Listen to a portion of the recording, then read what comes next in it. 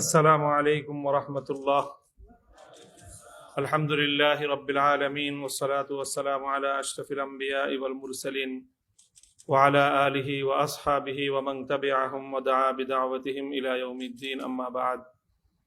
আউযু বিল্লাহি মিনাশ শাইতানির রাজীম। বিসমিল্লাহির রাহমানির রহিম। আলা ইন্না আউলিয়া আল্লাহি লা খাউফুন আলাইহিম ওয়া লা হুম ইয়াহজানুন। সাদাকাল্লাহুল আযীম। ইসলামী যুব আন্দোলন বাংলাদেশের উদ্যোগে আয়োজিত মরহুম পীর সাহেব চরমনাই হযরত সৈয়দ ফজলুল করিম রহমতুল্লাহ আলাই ও শাইখুল ইসলাম আল্লামা শাহ আহমদ শফি রহমতুল্লাহ আলাইহের জীবন ও কর্ম শীর্ষক আলোচনা সভার মহতারাম সভাপতি উপস্থিত রয়েছেন। আজকের এই আলোচনা সভার মধ্যমণি মরহুম পীর সাহেবের জানিশিন বর্তমান পীর সাহেব হযরত সৈয়দ রেজাউল করিম দামাত বারাকাতুহুমুল আলিয়া সহ হযরতের অন্যান্য সন্তান এবং সাহেবজাদাগণ এবং অন্যান্য নেতৃবৃন্দ,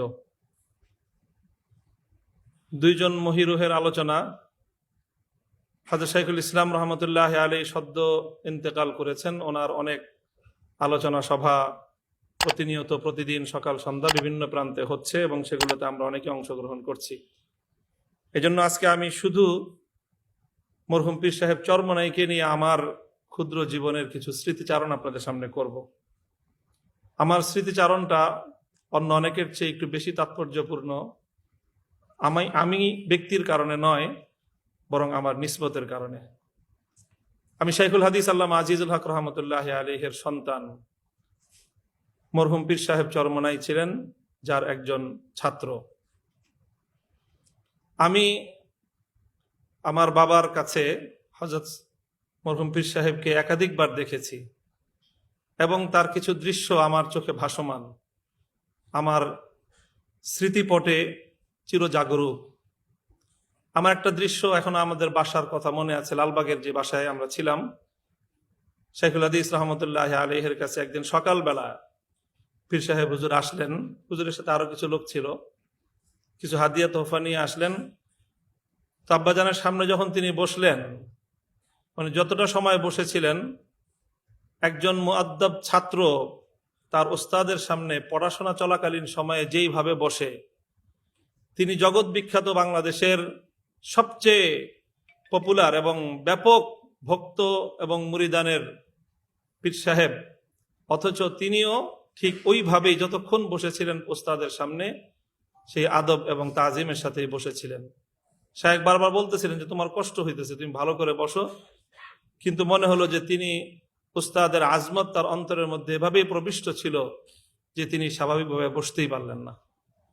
দ্বিতীয় আরেকটি ঘটনা, ওইটাও আমার চোখে ভাসে। জামিয়া রহমানিয়া আরাবিয়ায় হযরত পীর সাহেব হুজুর একবার গেলেন, রাজনৈতিক একটা কোনো ঐক্যবদ্ধ কর্মসূচির বিষয় ছিল। তো আমাদের চারতলায় ছিল জামিয়া রহমানিয়া মিলনায়তন। যখন সকলে উঠছেন, তো শাইখুল হাদিস সাহেব আগে, পীর সাহেব চরমনাই ঠিক তার পিছনে পিছনে। আমরা তো সব ছাত্ররা সব পিছনে পিছনে দল বেঁধে আছি। তো যখন উভয়ে সামনে গেলেন, তো শায়েখ আগে চারতলায় প্রবেশ করার জন্য, হলরুমে প্রবেশ করার জন্য জুতা খুললেন। আমাদের সকলকে হতবাক করে দিয়ে পীর সাহেব চরমনাই নিজে ওই জুতা তুলে নিলেন হাতে। মুফতি ওমর ফারুক পালনপুরি সাহেব, সন্দীপী সাহেব হুজুর যে বললেন সাইদ আহমদ পালনপুরি রহমতুল্লাহ আলাইহির ঘটনা, আর আমি বললাম মরহুম হযরত পীর সাহেব চরমনাইয়ের ঘটনা আমার নিজের চোখে দেখা। জামিয়া রহমানিয়া আরাবিয়া যখন শুরু করেন হযরত শাইখুল হাদিস রহমতুল্লাহ আলাইহি মোহাম্মদপুরে, সেই শুরুকালীন সময়ে একটা মাহফিল করেছিলেন শায়েখ নিজে সাত মসজিদ চত্বরে, আর সেখানে চরমনাই পীর সাহেব হুজুরকে দাওয়াত দিয়েছিলেন। উস্তাদের দাওয়াতে ছাত্র মেহমান হিসেবে গিয়েছিলেন এবং সেই সূচনাকালীন সময়ে জামিয়া রহমানিয়া আরাবিয়ার প্রতিষ্ঠাকালীন সময়ে এলাকার মানুষজন ব্যাপকভাবে যেন আসে এবং মাদ্রাসাটা যেন খুব মানুষের কাছে পরিচিতি লাভ করে, সেজন্য তিনি ব্যাপক ভূমিকা রেখেছিলেন, বয়ান করেছিলেন এবং তার সেই বয়ানে বড় প্রভাব রেখেছিল। সেটা এখনো, আমি তখন অনেক ছোট, কিন্তু আমার স্পষ্ট মনে আছে। অর্থাৎ শাইখুল হাদিস রহমতুল্লাহ আলাইহির সাথে এরকম ঘনিষ্ঠ সম্পর্ক ছিল। 1987 সালে যখন ইসলামী শাসনতন্ত্র আন্দোলনের সূচনা হয়, তখন আমরা জামিয়া মুহাম্মাদিয়া আরাবিয়ায় ওই সময়ও হযরত চরমনাই পীর সাহেব সহ অন্যান্য নেতৃবৃন্দ সেখানে যেতেন। সেই সময়কার কিছু দৃশ্য আমার মনে আছে। লম্বা কথা বলার সময় নেই। হযরত পীর সাহেব চরমনাই সম্পর্কে আরেকটা তথ্য, আমি যেগুলো আমার কাছে একেবারে আমার নিজের তথ্য যেগুলো, সেগুলো বলছি। অন্য কথা তো অনেকেই বলেছেন। হযরত চরমনাই পীর সাহেবের প্রতি আমার একটা বিশেষ ভক্তি এবং ভালোবাসার জায়গা আছে। সেটা হলো যে তিনি তো জগৎ বিখ্যাত একজন পিতার সন্তান ছিলেন, সৈয়দ ইসহাক রহমতুল্লাহ আলাই। উজানির হযরত কারি ইব্রাহিম সাহেব রহমতুল্লাহ আলাইহের যে সিলসিলার বাংলাদেশের সবচেয়ে বেশি প্রতিষ্ঠা যার দ্বারা হয়েছে, প্রচার যার হয়েছে, তিনি তো চরমনাইয়ের মরহুম সৈয়দ ইসহাক রহমতুল্লাহ আলাই। আর সেই বাবার সন্তান হলেন সৈয়দ ফজলুল করিম রহমতুল্লাহ আলাই। উনাকে সৈয়দ ইসহাক রহমতুল্লাহ আলাই খেলাফত দিয়েছেন কিনা এরকম একটা অনাকাঙ্ক্ষিত একটা কথা আছে, অনভিপ্রেত একটা কথা আছে। ওই কথার সূত্র ধরে আমি যেটা বলি সেটা হলো, আমি শুনেছি একজন মহান ব্যক্তির কাছ থেকে। সেই ব্যক্তির পরিচয় হলো, তিনি বাংলাদেশের হাদিস শাস্ত্রের মুকুটহীন সম্রাট লালবাগের মুহাদ্দিস সাহেব হুজুর হেদায়েতুল্লাহ রহমতুল্লাহ আলাইহির সাহেবজাদা, আমাদের ওস্তাদে মোহতারাম হযরত হিফজুর রহমান সাহেব, বর্তমানে জামিয়াতুল আবরার রহমানিয়া মাদ্রাসার যিনি প্রিন্সিপাল। হুজুর আমাদের দর্শে ঘটনাটি শুনিয়েছেন। এটা হযরতের কামালের বড় একটা প্রমাণ এবং ঘটনা, একটা ইতিহাসের রেফারেন্স বলছি আমি। তিনি ঘটনা হুজুর অনেক, যারা হিফজুর রহমান সাহেব হুজুরের দর্শে বসেছেন, হুজুর অনেক হাস্যরস করেন। হাস্যরস করতে করতে একদিন ঘটনা শুনিয়েছিলেন হাফিজ জি হুজুর রহমতুল্লাহ আলাইহির খানকায়ের এবং হুজুরের দরবারের। ঘটনা হলো যে প্রতি রমজানে হাফিজ জি হুজুর রহমতুল্লাহ আলাইহির সেই কামরাঙ্গীর চরে হুজুর এতেকাফে বসতেন। আর হুজুরের যত সালেকিন এবং মুরিদিন সকলেই, খোলাফা সব হুজুরের সাথে ওই রমজানে এতেকাফে বসার চেষ্টা করতেন। তো হিফজুর রহমান সাহেব হুজুর রহমত দামাত বারাকাতুহুম, উনি হাফিজ জি হুজুরের ভাগিনাও, হাফিজ জি হুজুরের কিন্তু ভাগিনা সম্পর্কে, আবার মুহাদ্দিস সাহেব হুজুরের সন্তান।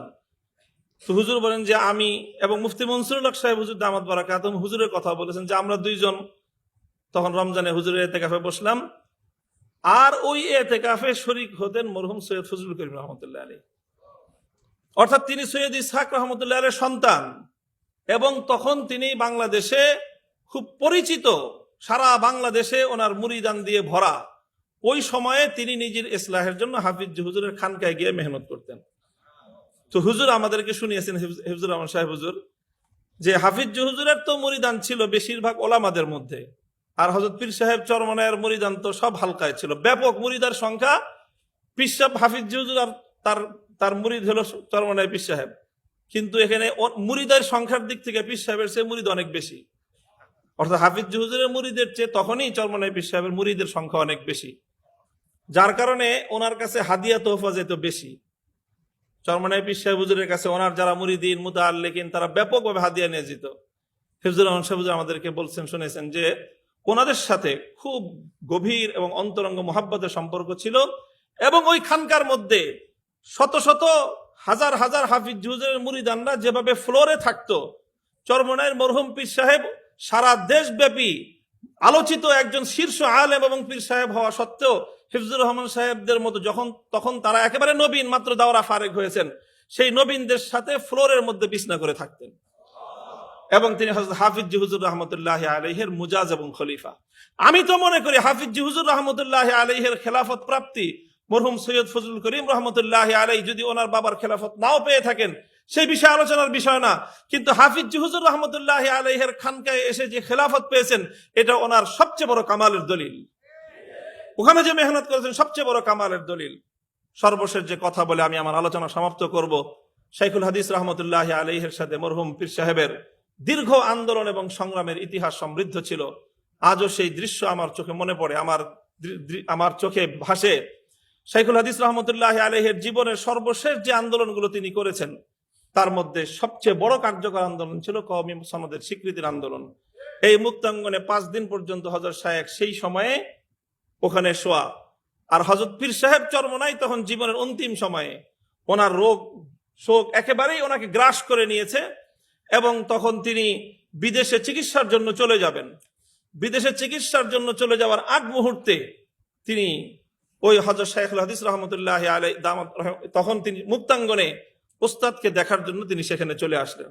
অথচ ওখানে দেখেই হযরত পীর সাহেবকে বোঝা যাচ্ছিল যে ওনার শারীরিক যে অবস্থা, কোনোভাবেই ওনার পক্ষে কোনো প্রোগ্রামে যাওয়ার মতো অবস্থা ছিল না। তিনি যখন গেলেন, ওয়াল্লাহ শাইখুল হাদিস রহমতুল্লাহ আলাই পীর সাহেব চরমনাইকে দেখে ওনার ভিতরে যে এমন এক উদ্দীপনা কাজ করলো, মনে হলো যেন শাইখুল হাদিস তখন 25 বছরের তাগড়া যুবক হয়ে গিয়েছেন। তিনি যে হযরত চরমনাই পীর সাহেবের হাতটা যে ধরছেন আর ছাড়েন নাই, ওই হাত ধরে মঞ্চে উঠেছেন, ওই হাত ধরে মঞ্চ থেকে নেমেছেন। ওই হাত ধরা দুই শায়েখের ছবি এখনো পর্যন্ত বাংলাদেশের তৌহিদি জনতার হৃদয়ের মণিকোঠায় সংরক্ষিত আছে।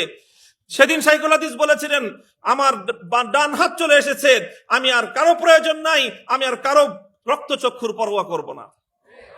হযরত মরহুম চরমনাই পীর সাহেবের সাহেবজাদারা আছেন, বিশেষ করে ফয়জুল করিম ভাই, ওনাকে নিয়ে আর আমাকে নিয়ে এদেশের যুব সমাজ অনেক স্বপ্ন দেখে। আমার বড় ভাই মাহফুজুল হক সাহেব যেরকম আমার মুরব্বী, ফয়জুল করিম সাহেবের বড় ভাই রেজাউল করিম সাহেব, অন্যান্য ভাইয়েরা ওনাদের মুরব্বী। আমি ফয়জুল করিম ভাইকে বলতে চাই, আমাদের বাবারা যেই জায়গাটায় কাজ রেখে গিয়েছিলেন মুক্তাঙ্গনের, আসুন হাতে হাত ধরি ময়দানে অবতীর্ণ হই, ইনশাআল্লাহ এদেশ থেকে বাতিল পালাবার পথ খুঁজে পাবে না।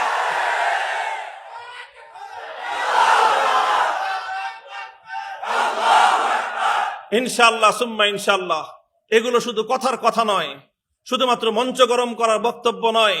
আমি হৃদয়ের গভীরতা থেকে বলছি, ফয়জুল করিম ভাইয়ের সাথে দীর্ঘ বহুদিন আগে, যখন তিনিও ফয়জুল করিম না আর আমিও মামুনুল হক না, তখন আমরা দুইজন পল্টনের ওই সোহাগ হোটেলে বসে ফালুদা খাইছি। উনি আমাকে আপ্যায়ন করেছেন, বলেছিলেন যে মামুন ভাই আসেন, আমরা ঐক্যবদ্ধ হই এবং দীর্ঘ লং টার্ম পরিকল্পনা নিয়ে আমরা কাজের ময়দানে অগ্রসর হই। আমি সেই কথা স্মরণ করিয়ে, ভাইয়ের স্মরণ আছে কিনা জানি না, আমার স্পষ্ট মনে আছে তিনি আমাকে আপ্যায়ন করিয়েছিলেন জোর করে। তো সেই জায়গাটা থেকে আসুন আমরা হাতে হাত রাখি। দীর্ঘমেয়াদী আমাদের বড়রা ঐক্য গড়েছিলেন। শাইখুল হাদিস এবং চরমনাই পীর সাহেব রহমতুল্লাহ আলাই বাংলাদেশে ইসলামী আন্দোলনের জন্য যে ঐক্যের ভিত তারা তৈরি করেছিলেন, নানা অনভিপ্রেত কারণে, অনাকাঙ্ক্ষিত অনেক কারণে তার মধ্যে অনেক সময় ব্যাঘাত ঘটেছে, কিন্তু কখনোই ইনশাআল্লাহ আমরা এতটা দূরে সরে যাইনি যে আমরা পরস্পর একে অন্যের শত্রুতে পরিণত হব, আলহামদুলিল্লাহ। তবে আমাদের মধ্যে কাঙ্ক্ষিত যে ঐক্য, কাঙ্ক্ষিত যে নৈকট্য, কাঙ্ক্ষিত যে একতা দরকার, সেই একতার মধ্যেও আমরা নেই। কাজেই তবে এজন্য আমাদের ভবিষ্যতে আরো ইস্পাত কঠিন, দৃঢ় মজবুত ঐক্যের ভিত তৈরি করা দরকার। আমরা ইনশাআল্লাহ বসবো, আলোচনা করব, অতীতের ভুলগুলো থেকে আমরা শিক্ষা নিব, অতীতের কি কি কারণে আমাদের ঐক্যগুলোর মধ্যে বিভিন্ন সময় সমস্যার তৈরি হয়েছে, সেই ছিদ্র পথগুলো বন্ধ করে জবাবদিহিতার মাধ্যমে ইনশাআল্লাহ ঐক্যবদ্ধ প্ল্যাটফর্ম তৈরি করে আল্লাহর জমিনে ইসলামী শাসন ব্যবস্থা, খেলাফতের ঝান্ডা উড্ডীন করে মঞ্জিলে মাকসুদ পর্যন্ত আমরা পৌঁছবো ইনশাআল্লাহ। আল্লাহ পাক রব্বুল আলামিন তৌফিক দান করেন। মরহুম হযরত সৈয়দ ফজলুল করিম রহমতুল্লাহ আলাইহির কবরকে আল্লাহ পাক জান্নাতের বাগানে পরিণত করেন। আমাদের বড়দের রেখে যাওয়া আমানতকে আল্লাহ পাক যথার্থ দায়িত্বশীলতার সাথে ধারণ করার তৌফিক আমাদেরকে দান করেন। ওয়া আখিরু দাওয়ানা আলহামদুলিল্লাহি রাব্বিল আলামিন। আসসালামু আলাইকুম ওয়া রাহমাতুল্লাহ।